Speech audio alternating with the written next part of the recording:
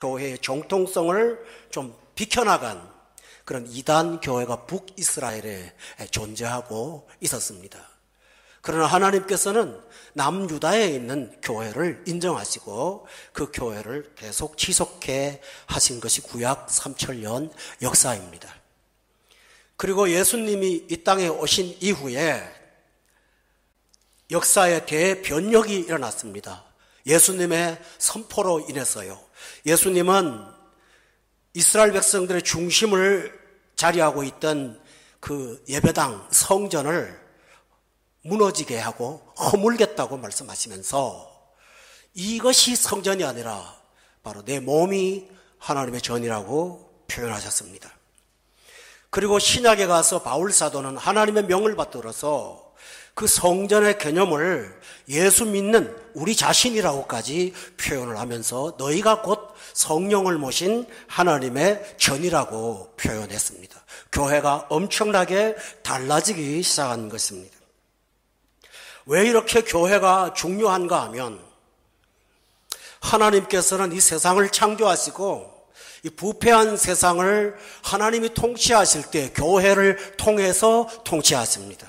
그래서 예수님은 당신을 일컬어 교회의 머리가 되신다고 표현하셨습니다. 만물을 충만케 하시는 분으로 교회의 머리가 되신다고 표현하시므로 교회를 통해서 만물을 회복케 하시는 하나님의 계획이 교회를 통해서 있다는 사실을 성경 전체가 보여주는 일관된 하나님의 뜻입니다. 그러므로 이 땅에 사는 교회들이 아름답고 거룩하고 온전하면 하나님이 기뻐하시는 뜻을 이루어 드릴 수 있고, 반대로 이 땅의 교회들이 하나님의 뜻에 어긋나서 부패하게 되면 오히려 하나님의 뜻을 망가뜨리는 그런 역기능의 교회가 될 수가 있다는 염려를 하지 아니할 수가 없습니다. 그런데 그렇다면 하나님께서 기뻐하는 정말 좋은 교회로서 우리 한 사람 한 사람은 누구가 되어야 되는가? 그 모델은 누구인가? 라고 할 때 하나님께서 사도행전에 나오는 안디옥 교회를 사례로 들고 우리에게 보게 하여 주셨습니다. 저는 과감히 말씀드리기를 지상에서 가장 모범된 교회가 안디옥 교회라고 말씀을 드리겠습니다. 참 저는 순서대로 설교를 하는 사람인데요. 그런데 신기한 것은 다음 주에 교회 창립 10주년 기념을 앞두고 하나님이 이 지난주, 요번 주, 다음 주까지 3시간을 통해서 정말 귀한 교회가 무엇인가를 가르쳐주는 본문에 다다르게 되었습니다. 이것이야말로 하나님이 우리에게 이 교회를 주목하라고 하시는 뜻이라고 저는 분명히 받아들입니다. 안디옥 교회는 첫째로 거듭난 사람들이 교회 안에 있었습니다. 13장 1절에 보면 안디옥 교회에 5명의 지도자들이 등장하는데 첫째는 바나바입니다. 이 사람은 정통 유대인으로서 레위 족속입니다. 이 5명 중에서 가장 괜찮은 사람입니다. 그런데 신기하게 끝에 있는 사울이라는 사람은 하나님의 교회를 박해한 살인자였습니다. 가장 좋은 바나바를 하나님은 쓰지 않고 이 가장 악했던 사울을 통해서 지상의 교회들을 세우신 하나님의 특별하신 뜻을 보면 우리는 사람이 평가할 수 없는 하나님의 기준이 있다는 사실을 발견하게 됩니다. 또 하나 있습니다. 두 번째로는 시몬이라는 사람인데요. 이 사람의 앞에는 니게르라 하는 이름이 늘 따라다녔습니다. 이 니게르가 어떤 뜻이냐면요, 니그로. 저 사람은 흑인이야.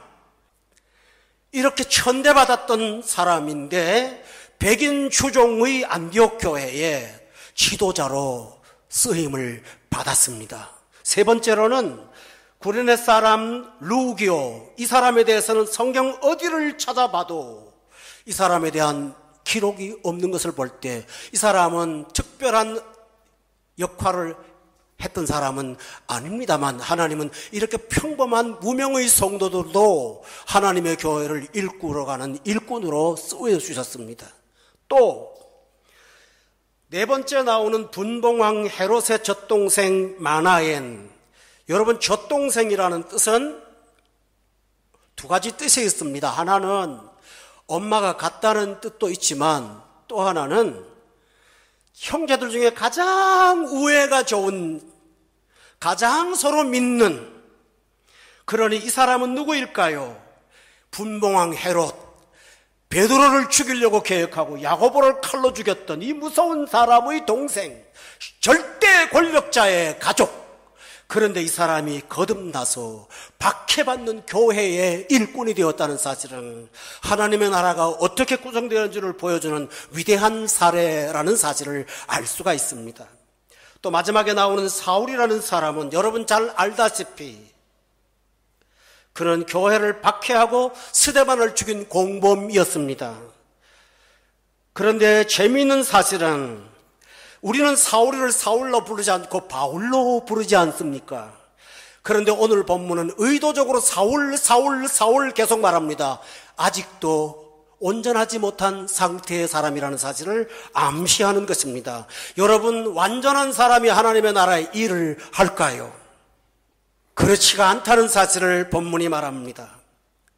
9절 말씀에 보면 바울이라고 하면 되는데 바울이라고 하는 사울이라고 이름을 붙여서 이 사람이 아직도 옛사람이라는 사실을 강조하고 있습니다. 그러나 하나님은 이 불완전한 사람들, 피부 색깔이 다른 사람들, 귀족, 천민, 평민, 이 다양한 구성원들을 통해서 도대체 서로가 도저히 하나 될 수 없는 사상과 정체성이 다른 이 사람들을 연합 지도체제로 만들어서 안디옥 교회를 지상에서 가장 아름다운 교회로 만들어 주셨습니다.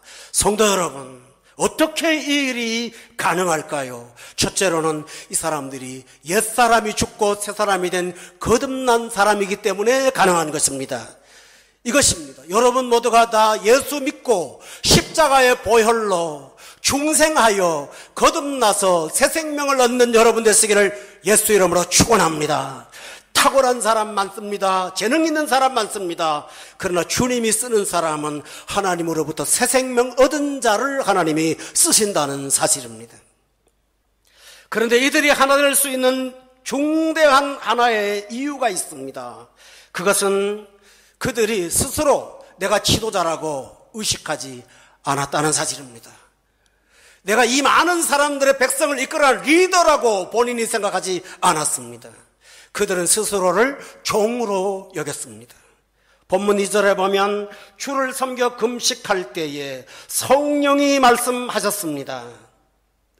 성령이 내가 불러 시키는 일을 위하여 바나바와 사울을 따로 세우라고 할 때 그 5명의 지도자들은 그들을 이끄시는 하나님이 진정한 리더이심을 인정했기에 생각이 다르고 사상이 다를지라도 모두가 다 성령께 순종하는 사람이었기 때문에 이 다양한 5명이 하나의 모습으로 하나의 교회를 이끌어갈 수가 있었습니다. 할렐루야. 정치를 보세요. 세상 어디에나 여야 좌우가 극한 대립을 하면서 결코 하나 되는 일이 지상 어디에도 없습니다. 가정도 마찬가지고 직장도 마찬가지입니다.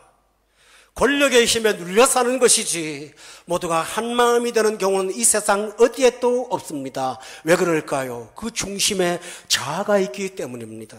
그런데 오늘 본문에 보면 이들의 중심 제일 꼭대기에는 사람이 아닌 하나님이 그들의 주인이 되시고 주권자가 되시는 사실을 인정했을 때 하나님의 일을 감당할 수가 있었습니다. 할렐루야. 우리 한국에 가면 지방을 다니시면 조금 눈여겨보시면 여러분이 조금 특이한 사례를 발견하게 될 것입니다. 인천이나 경기도 지방을 다녀보시면, 충청도 지방을 다녀보시면 교파 중에 감리교가 대부분 큰 교회들이고 많습니다.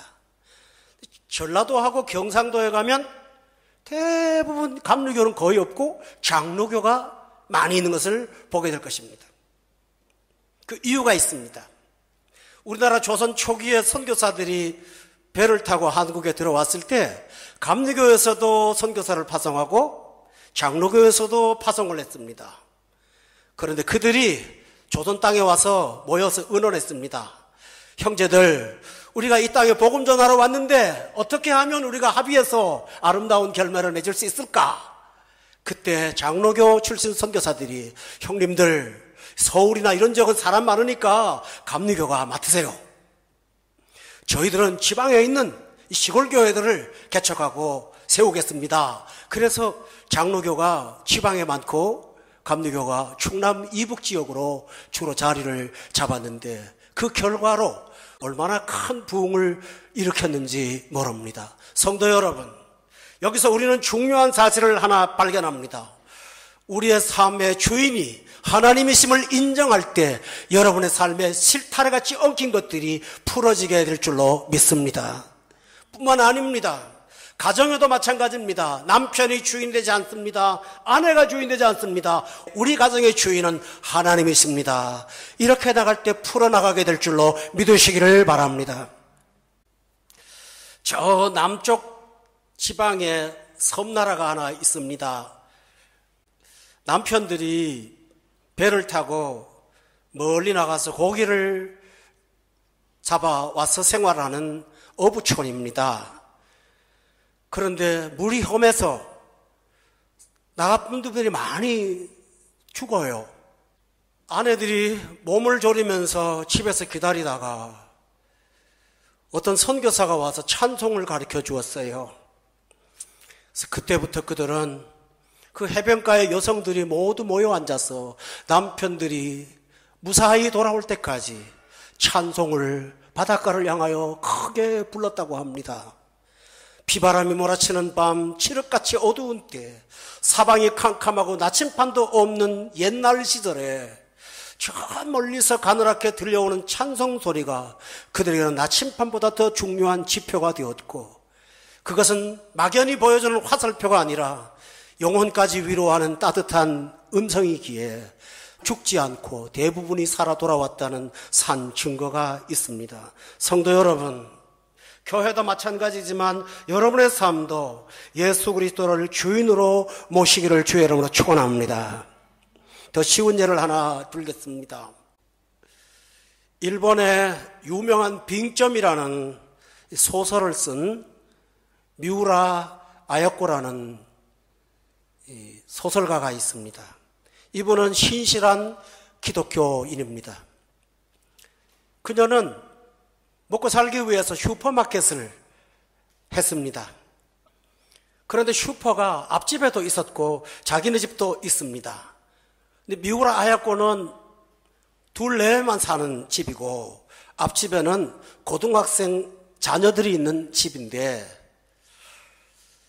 미우라 아야코의 슈퍼가 훨씬 더 잘 되고 그 집이 잘 안 돼요.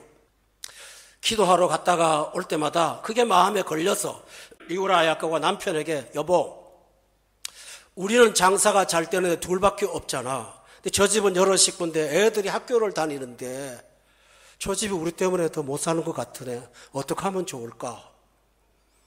남편이 하나님께 기도하자고 두 사람이 함께 기도했습니다. 그러다가 마음에 응답이 왔습니다. 어떤 응답이냐 하면 너희 집에 물건을 줄여라. 그래서 물건을 줄였습니다. 그리고 물건을 사러 오는 단골이 오면 우리 집에는 없어요. 저 집에 가면 있어요. 그렇게 말을 했습니다. 여러분 결과를 여단하지 마십시오. 이렇게 되니까 더 복을 받았다고요? 아닙니다. 망했습니다. 장사가 되겠습니까? 망하다 보니까 시간이 많이 남아 돌았습니다. 그래서 미우라 아야코가 학교 다닐 때 조금 소질이 있던 것을 발휘해서 신앙 소설을 쓴 것이 바로 빙점이라는 베스트셀러를 만들어낸 것입니다. 그 가정과 그 가문에 하나님이 중심이 되었을 때는 그 집도 살고 내 집도 살게 하시는, 그리고 그 빙점이라는 영적 소설을 통해서 읽는 많은 사람들을 주께로 돌아오게 하는 귀한 열매를 거두었다는 사실이 우리에게 귀한 사례로 남아 있습니다.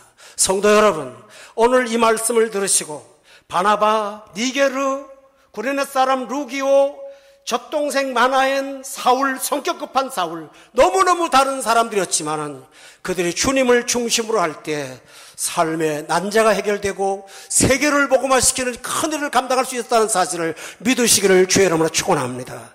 이것이 하나님의 은혜입니다. 두 번째로 이 교회는 받는 교회가 아니라 주는 교회였습니다. 오늘 본문에 보면 2절 말씀에 주를 섬겨 금식할 때에 성령이 말씀하셨습니다. 내가 불러 시키는 일을 위하여 바나바와 사울을 따로 세우라고 명령하셨습니다. 그래서 4절에 보니까 두 사람이 성령의 보내심을 받았다고 기록되어 있습니다. 이 교회의 특징이 무엇일까요? 안디옥 교회는 피난민들이 모여서 세운 가난한 교회였습니다. 피난민이 아니라 난민들이 모인 교회입니다.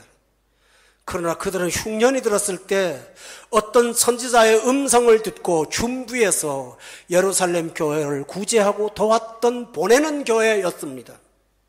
그런데 하나님께서 이 교회가 도저히 수용할 수 없는 명령 하나를 하십니다. 그것은 그 교회의 가장 뛰어난 기도자 바나바와 사울을 따로 떼어서 보내라고 명령하시는 것입니다. 그 문제가 너무 심각했기에 그들은 금식하면서 하나님의 뜻에 순종하고자 모두가 뜻을 모았습니다. 그리고 하나님 명령대로 바나바와 사울을 보냈습니다. 그 결과 바나바와 사울은 안전한 안디옥 교회를 떠나서 지중해의 구부로 있는 사이프러스를 중심으로 한 지역을 다니면서 수많은 영혼들을 구원하기에 이르렀던 것입니다. 교우 여러분, 오늘 우리 교회들 모습을 보면 문을 열고 들어오는 것만 원하는 교회가 얼마나 많습니까? 그러나 이 교회는 보내는 교회였습니다. 여러분의 가정이 받아들이는 것도 중요하지만 사랑도 보내고 위로도 보내고 물질도 보내는 가정이 되었을 때는 하나님께서 그 가정들을 통해서 큰 일을 이루실 줄로 믿습니다. 이것이 하나님이 하시는 일입니다. 며칠 전 제가 깨달은 사실은, 여러분 우리나라 배우 중에 참 좋은 분 한 분 계시죠? 김혜자라는 분 아세요? 꽃으로도 때리지 말라. 참 귀한 분입니다. 이분한테 요번에 무슨 상을 준다고 영화에서 상을 받으라고 하는데 이분이 상을 거절하셨대요. 근데 이분한테 하는 말이 상금이 3천만 원이라고 그러니까 눈이 번쩍 떠지더래요. 야, 3천만 원이야? 3천만 원이면은 그거 가지고 다이아 반지가 몇 개인데, 이런 생각을 하지 않고 몇천 명의 아이들 1년을 먹일 수 있는데 이 생각이 들자마자 그거 상 받겠다고 상을 받았대요. 그래서 그걸 가지고 가난한 자들한테 나누어 주니까 마음이 너무 기쁘고 좋다고 간증을 한 내용을 봤습니다. 그분은 권사님이신데요, 참 권사님다워요. 그분의 얘기를 듣고 나서 까맣게 잊었던 제가 해야 됐던 일들을 기억하게 되었습니다. 우리가 하나님 앞에 보내는 교회가 되지 않을까요? 그리하면 우리의 자녀들을 통해서 하나님이 더 큰 일을 이루실 거라고 저는 확신합니다. 성도 여러분, 우리는 작지만 우리가 할 수 있는, 감당할 수 있는 것으로 하나님께 보내드려서 우리 교회를 통해서 세상에 고통받는 많은 사람들을 새롭게 하는 은혜가 우리를 통해서 일어날 수 있기를 예수 이름으로 축원합니다. 이런 일들을 할 때 영적으로 방해도 없잖아 있을 것입니다. 오늘 본문에 보면 마술사인 한 사람은 이름이 바예수예요. 바가 뭔지 아세요? 돌로메 아들이 바돌로메예요. 이 말은 바라는 말은 소원이라는 뜻이에요. 그러니까 예수님의 아들이라고, 자기가 예수님의 아들이래요. 이름을 정말 희한하게 지은 사람이에요. 그는 거짓 선지자에다가 마술사예요. 온갖 것을 다 갖고 있는 사람이에요. 그는 안디옥 교회의 사역을 방해했습니다. 그렇지만 하나님은 그 방해를 뚫고 귀한 사람 하나를 구원하셨습니다. 그게 누구냐 하면 본문 7절에 보니까 총독 서기오 바울이라는 사람입니다. 하나님께서 보내라고 하셨을 때 보냄받은 그가 나아가서 로마의 총독을 변화시켜 이 일로 많은 사람들을 구원하도록 하나님이 역사하신 것처럼 오늘 저와 여러분도 이 말씀을 통해서 안디옥 교회 성도들처럼 하나님 앞에 쓰임받는 저와 여러분 되시기를 예수 이름으로 축원합니다. 우리 교회를 통해서 구원받는 사람도 많아지고 우리 교회를 통해서 연약한 자들이 새롭게 되는 은혜가 있도록 여러분 모두가 다 하나님 앞에 쓰임받아서 여기 계신 여러분들 앞에 있는 5명처럼 여러분도 그렇게 살아서 하나님께 영광 돌리는 우리 모두가 되시기를 예수 이름으로 축원합니다. 기도하겠습니다.